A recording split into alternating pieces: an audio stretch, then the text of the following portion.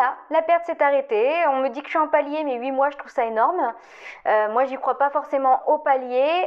Voilà, Je ne crois pas du tout au palier donc. Bonjour tout le monde, bienvenue dans cette nouvelle vidéo. Lors de la précédente vidéo, je vous ai indiqué que j'avais rendez-vous le 31 août pour une journée à l'hôpital à la Pitié-Salpêtrière dans le cadre des 1 an de mon opération. Donc avec la Covid, ça s'était décalé, donc en gros, j'y suis allée pour les 1 an et demi de mon opération. Plus précisément, il s'agissait d'une journée en hôpital de jour où j'ai pu faire donc divers examens et où j'ai pu rencontrer divers médecins. Je vais donc vous raconter dans cette vidéo comment s'est déroulée cette journée, comment se sont passés les rendez-vous, les résultats donc suite aux différents examens, et je vais également vous parler des 1 mois après ce rendez-vous, donc voir comment ça a évolué.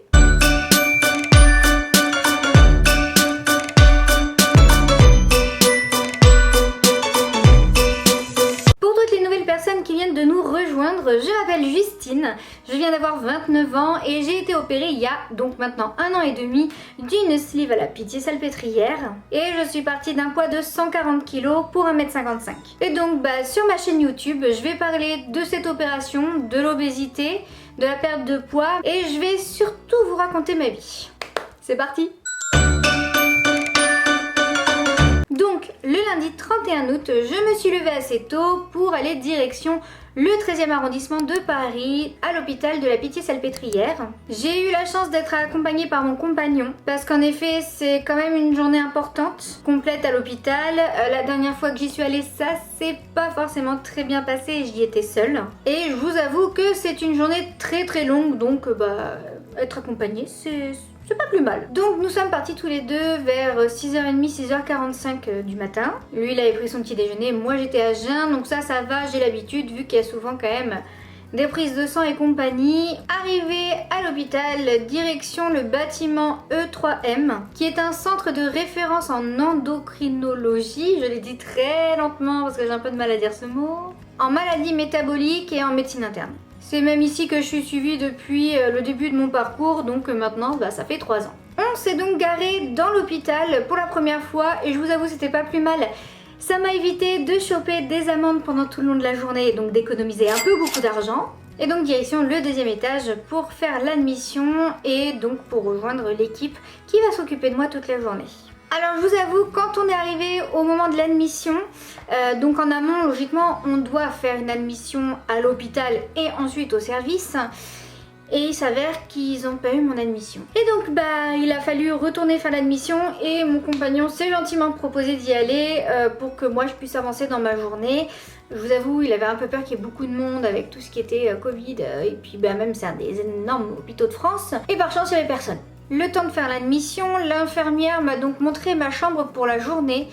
Ça c'était une nouveauté parce qu'avant on attendait en fait dans le couloir. Et avec le Covid maintenant, ils nous donnent chacun une chambre pour pas qu'on soit en contact avec les autres personnes. Et elle m'a également demandé d'aller faire la radio de composition. Et qu'est-ce que c'est une radio de composition? C'est un examen radiologique, donc bien évidemment avec des rayons X, qui permet de mesurer la densité minérale osseuse ou la mesure de la composition corporelle. Donc tout ce qui va être os, muscles et graisse. On sent la meuf qui a googlisé ça. Et c'est dans une machine qui s'appelle l'ostéodensitomètre. Je vous mets une photo, au cas où. Ça peut intéresser. Bref, en gros, tu te déshabilles, tu te poses sur la table et pendant 10 minutes, il y a une radio qui va faire des allers-retours pour faire la radio. Et au final, ça va donner une image de toi avec le pourcentage de graisse, de muscles. Et ainsi de suite. Alors, quel est mon résultat? Elle m'a pas donné les pourcentages vraiment réels, les pourcentages exacts, mais en gros elle m'a dit que j'avais perdu plus de gras que de muscles, ce qui m'a rassurée parce que on perd plus facilement le muscle que le gras. Et même si j'en ai quand même perdu beaucoup, la graisse perdue est plus importante. Et je vous avoue que c'est ça le principal. Ensuite après ça, je suis retournée dans ma chambre, j'ai retrouvé mon compagnon et ensuite j'ai attendu que l'infirmière vienne pour connaître la suite des événements. Et la suite elle est très simple. Tension, électrocardiogramme et prise de sang. Mon grand bonheur. Et puis en plus il y avait quand même une 20aine de tubes. Donc je vous avoue, j'ai vu tout ça arriver, j'étais pas forcément dans mon assiette. Et puis à jeun, j'avais la dalle donc je me sentais encore moins bien. Donc la prise de sang c'était pour tout ce qui est diabète, cholestérol, les plaquettes, les vitamines. Donc autant vous dire, il y en avait. Je vous donne tout de suite le résultat. Pas de diabète, pas de cholestérol, une carence en fer mais quand même améliorée par rapport à la dernière fois et des légères carences en vitamines. Donc je continue à prendre mes médicaments habituels, il n'y a pas de changement. Mon cœur va très bien, ma tension va très bien. Donc à ce niveau-là, je suis pas forcément étonnée parce que c'est aussi le but de cette opération, c'est d'avoir une bonne santé. Après j'ai vu un médecin qui a fait un point en fait sur tout mon post-op. Donc là c'était pas forcément le rendez-vous le plus important on va dire. On a parlé de mon quotidien, de mon alimentation mais vraiment globalement. Et également les divers soucis de santé que je peux avoir. Elle m'a également touché le ventre.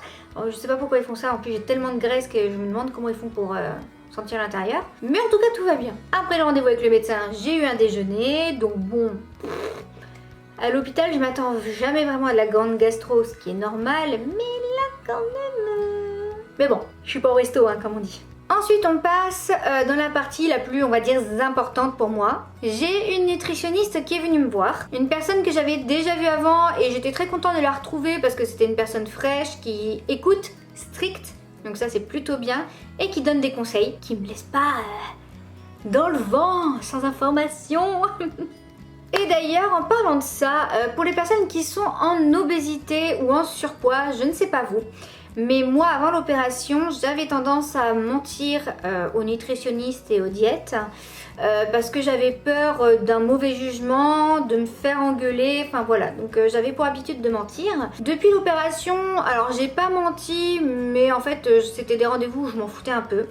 Et là en fait avec la stagnation de ma perte de poids et le fait que je sois dans l'inconnu, que je ne comprenne pas pourquoi je ne perds pas de poids, bah j'ai pas forcément eu envie de mentir et j'ai plutôt eu envie de tout lui dire. Et j'ai bien fait, déjà pour mon mental, mais surtout en fait pour avancer. Donc elle m'a donné plein de conseils, elle m'a donné des axes d'amélioration. Par exemple le matin, le sucre c'est soit dans le jus de fruits, soit dans le café. Mais aussi des astuces pour diminuer les grignotages. Alors ils sont très peu fréquents, mais ils sont là quand même.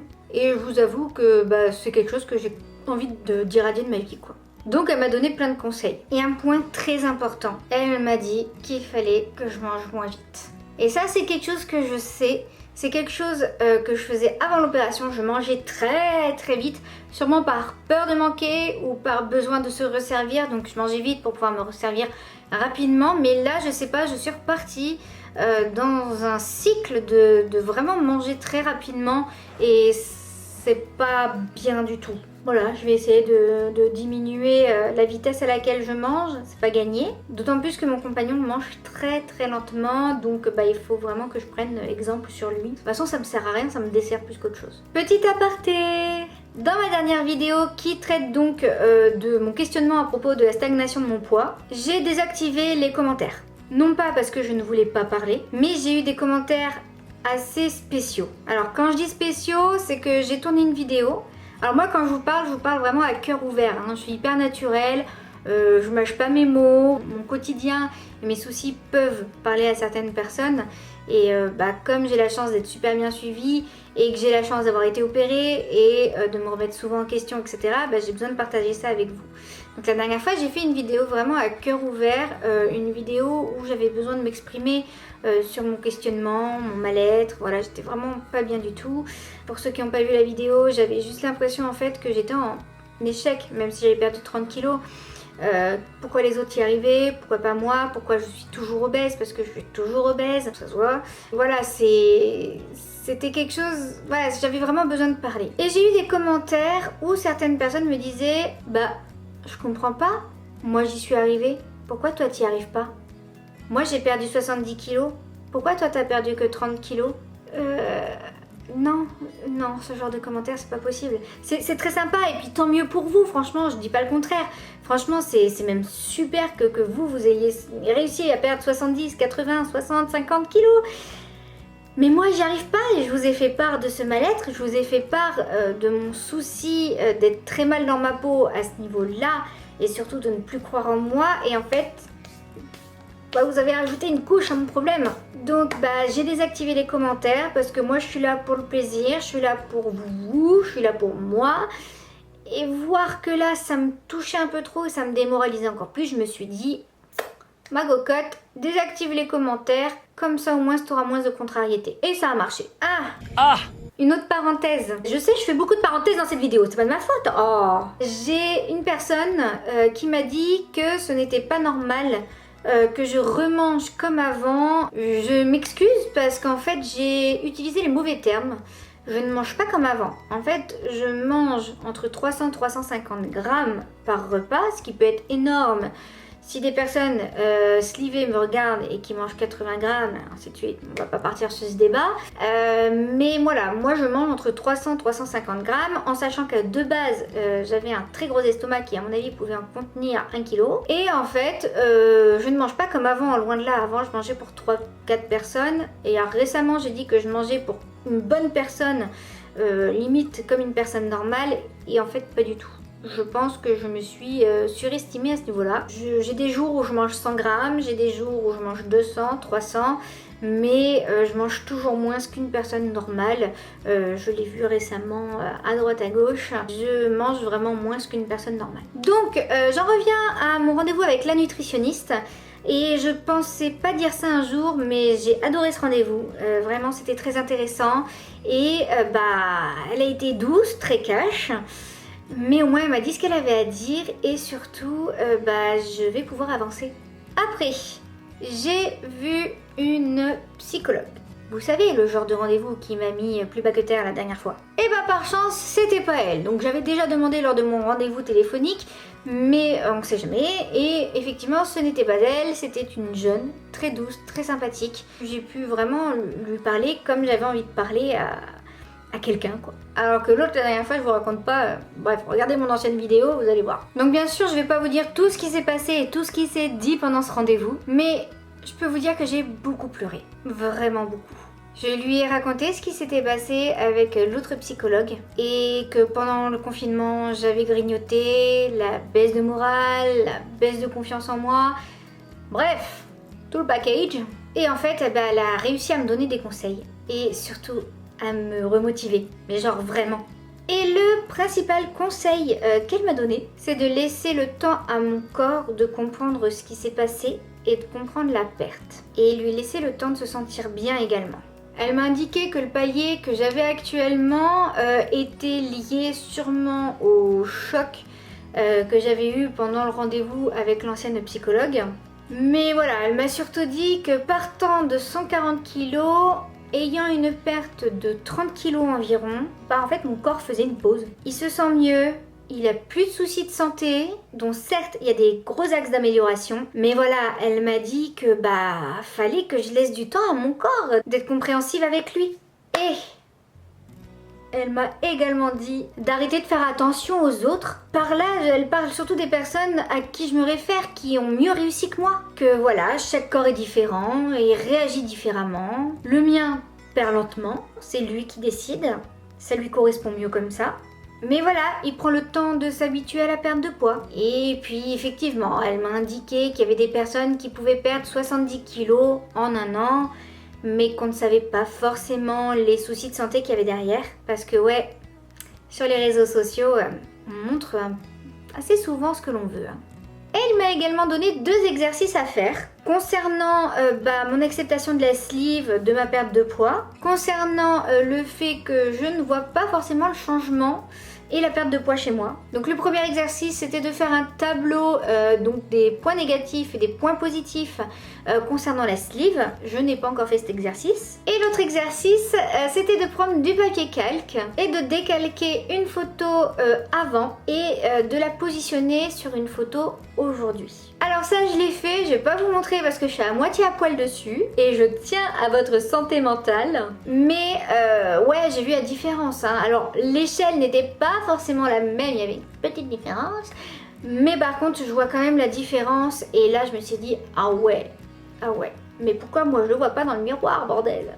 Bref, je pense 2 exercices qui permettent d'avancer et de se rendre compte du changement. Après le rendez-vous de la psychologue, on a attendu pas mal de temps quand même pour avoir le fameux dernier rendez-vous. C'était un peu le rendez-vous que j'attendais avec grande impatience parce qu'en fait c'est un médecin interne qui vient et qui fait un topo de la journée, un topo de l'évolution et qui synthétise tout et qui va aussi me dire également ce qui se passe par la suite. Donc la médecin arrive, elle me parle de mes analyses, comme quoi elles sont bonnes, qu'il faut que je continue de faire les vitamines. On parle du côté psychologique à nouveau, je vous redis pas tout, sinon ça va être beaucoup trop long. Et on parle de l'éventualité de faire un bypass, qui était l'une des propositions que j'envisageais en fait dans la précédente vidéo que j'ai tournée, parce qu'à la fin de la vidéo j'ai dit voilà les prochaines solutions etc, et ça en faisait partie. Elle m'a dit que le bypass était possible, d'autant plus que j'ai des reflux gastriques et que j'ai également pas mal de poids à perdre encore. Donc la conversion sleeve bypass n'est pas forcément commune en France. Je sais qu'aux États-Unis on en parle pas mal, enfin du moins de mes recherches je sais qu'on en parlait pas mal. Mais voilà, elle m'a dit que c'était quand même envisageable. Mais pas tout de suite.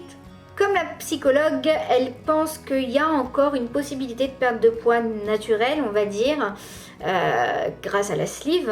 Donc elle veut laisser le temps à mon corps de comprendre, de faire son palier, de se rendre compte.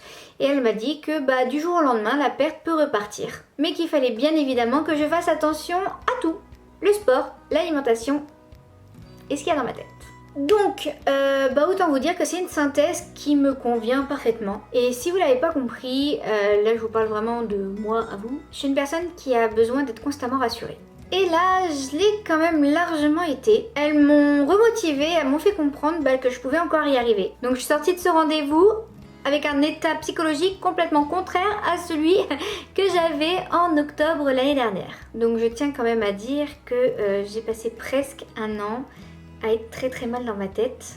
Je le suis toujours. J'ai du mal à croire que aujourd'hui je suis positive. Ça me fait bizarre. Bon, c'est pas tous les jours le soleil dans ma tête, mais voilà, il y a quand même une belle amélioration. Donc en gros, pour les semaines à venir, je dois suivre les conseils de la psy, de la nutri et des médecins. Donc continuer mon alimentation saine. Donc je vous avoue, j'ai augmenté encore les légumes parce qu'en plus avec mon compagnon nous allons à la cueillette à côté de chez nous et je vous avoue c'est un énorme kiff. Je vais augmenter le sport. Donc comme je vous avais dit dans l'ancienne vidéo, notre salle de sport a fermé, on n'a toujours pas été remboursé. Je suis même pas sûre qu'on nous rembourse. Mais tout à l'heure j'ai acheté un tapis de yoga pour faire des exercices à la maison. Donc vous voyez, il y a quand même de l'amélioration. Et donc au final je dois écouter mon corps, lui laisser le temps, lui laisser l'opportunité d'y arriver. Je dois arrêter de le stresser, de le contrarier et faire abstraction des autres, vivre ma vie, pas celle des autres, et y croire. Et surtout croire en moi.